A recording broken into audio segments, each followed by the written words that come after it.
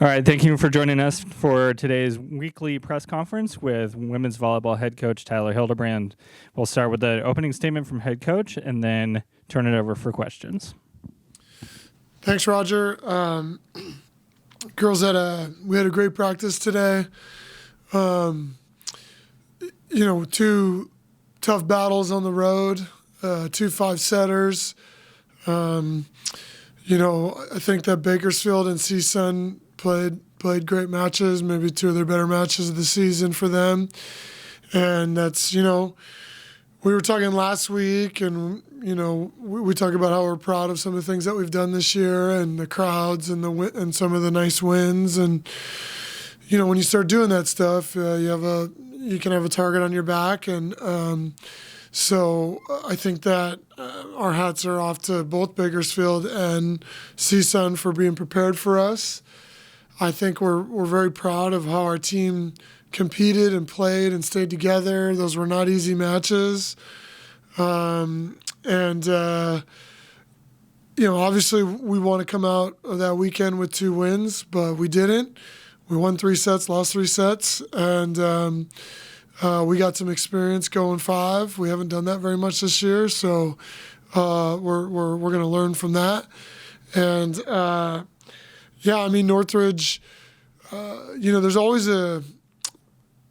whether it's media, fans, or just generally sports, there's always did you overlook a team? And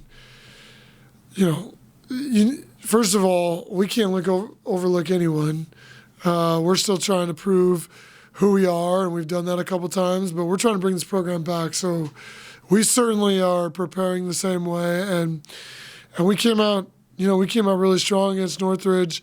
But something that for sure was a message was that Northridge's record is not pretty to look at. It's now, I think, 3-14. It was 2-14.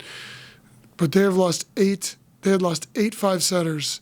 So they're points away, whatever you want to call that, from being 10-6 going into it. So we knew that they were a good team. We knew that they were ready to go. And we came out really strong and didn't play great volleyball in sets 2 and 3. It's hard to lose a match like that when you out-hit them by 100 points. You out-block them by 6 blocks. We led in every statistical category. So certainly wasn't a bad match by us, but we know our conference is tough.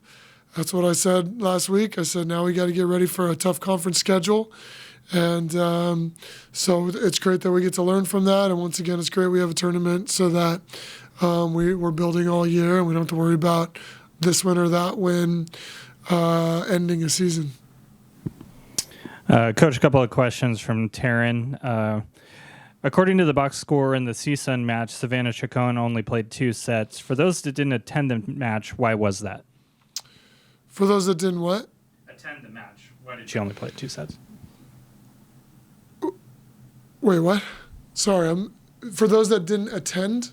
Yeah. So the ones that didn't go on the trip?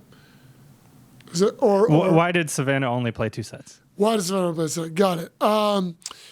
Well, we were struggling passing. That was our weakest passing match of the year. We passed like a 2-1, which we've outpassed everybody pretty much the whole season. But they were thumping their serves and they were getting after it. We actually outpassed them by a little bit. And I don't need to divulge too much, but I don't know what happened, but we had, of the travel parties, which we travel a little bit bigger roster, 17 or 18 girls on each trip. We had 9 or 10 or 11 that had some food poisoning. And so they were really tough getting through it, but Sav was not keeping everything in pretty much most of the day, including before the bus, on the bus, when we got to the match. She was super tough, but we were looking to, and that's one of the reasons Hannah played a lot, was we were trying to find some consistency to try to pass a little bit better. So. And then looking forward to this week, you face UC Davis, who was top of the Big West last week. What does your team need to do to make sure that they get back on track? Well, it's the same message every week. We try to learn from our wins, try to learn from our losses. We try to build on our culture, and you want to get tested. So we were certainly tested last week, and it wasn't one success and one failure. It was we were tested for 10 sets last week. So we're going to try to learn from where we handled the stress, where we didn't, and we're going to try to get better, and we're not going to change much. I mean, we've had a tendency to play really great against what you would call maybe where we're underdogs, and we got to find a way to play this not the same, but we need to find a way to play good for longer against anyone that we play. Like I said, we statistically we in those 10 sets we're way ahead of both Bakersfield and CSUN the whole weekend, but not in the sets that we lost. So we gotta learn from that on a mindset standpoint, but we need to get it better at medium system blocking. We need to get better at offense still, and we need to get better at the little things or the bigger things, which we struggled at in the sets that we lost. You mentioned something that I will ask a question on, the medium system blocking. Basically, for those at home, these are teams that are maybe not working as fast offensively as you would see on your side. How challenging is that to time blocks and get up at the right time?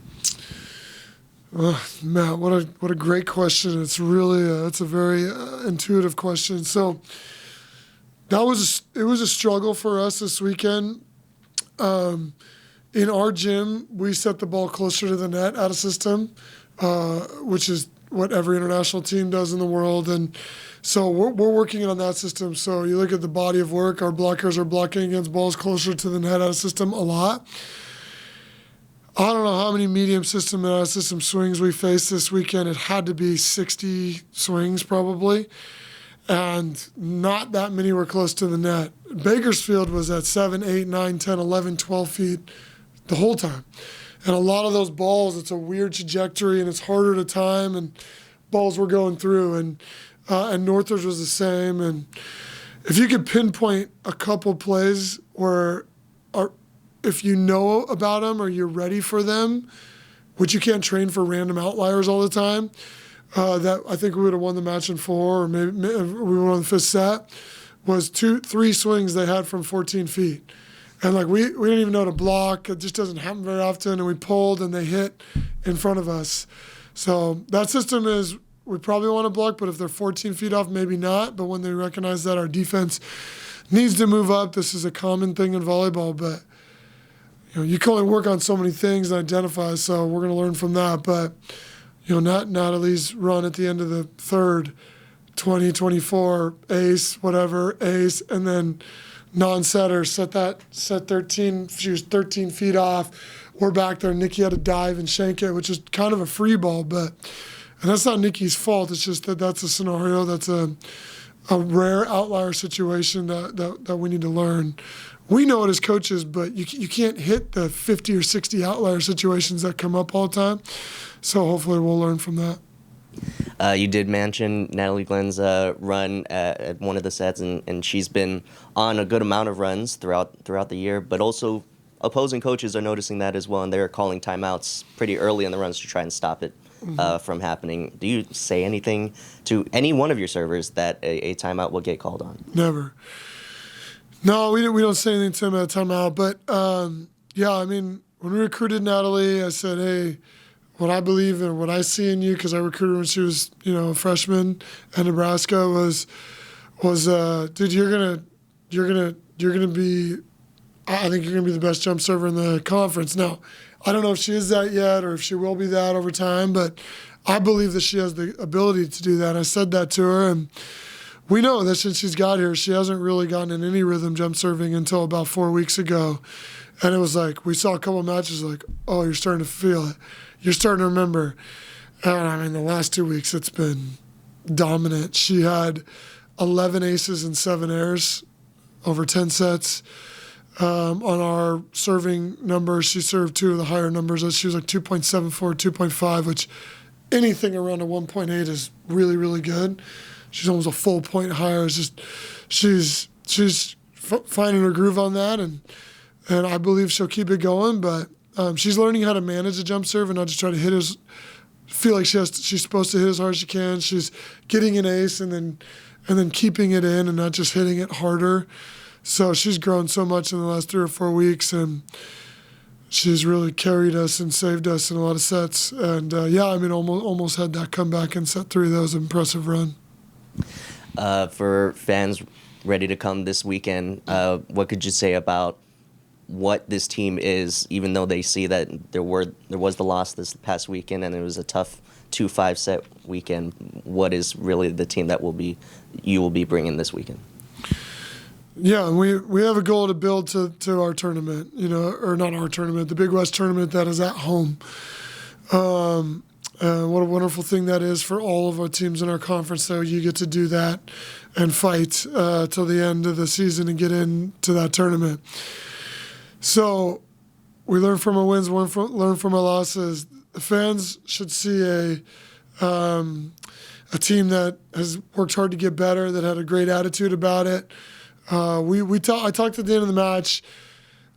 I almost never have long talks at the end of matches, and we had a 4.5, 5-minute talk, which is really long for me at the end of the match. And we sat down and said that this should hurt. This should be frustrating.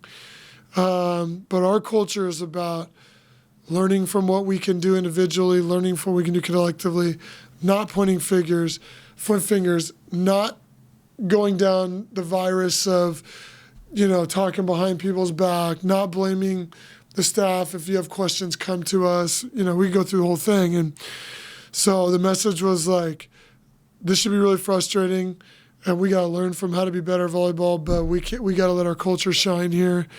And the girls have been amazing with it, and they came in fired up. I sent them a bunch of stuff yesterday. There's a great 3-minute clip that Jocko Willink, a Navy SEAL who's pretty famous, has about, it's called Good. Didn't get the high-speed gear you want, good. It's all about opportunity to work with what you have.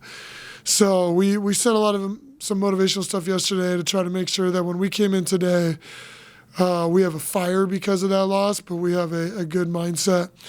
But I told them it should hurt and you should feel upset, and we should use it as determination and fuel. So hopefully the fans see that this week. Anything else you'd like to add, Coach? Yeah, I'm really proud of our team. We put out something on Instagram, I think yesterday, or something that we've been working on for a while about 5 things this season that have been over 20 years since they've happened. And so we're really proud of the work that we're doing and what we're building. And Friday and Saturday don't change that. Just like if we would have won those matches, we wouldn't be any more or less proud. So I said it to the girls today. We're, as a staff, so proud to coach them and so inspired by how they handle themselves. And we believe in everything that we've set out to do since January. And it's going to be hard, and we're going to fail, and we're going to grow. And so we reiterate that message to them. And it's a joy to be a part of this program and this team. So that's what they'll see. I wanted to say that because you're not going to always succeed. So we would have liked to play better this weekend, but we're going to learn from it and grow. All right. Thank you, Coach. Thanks, Roddy.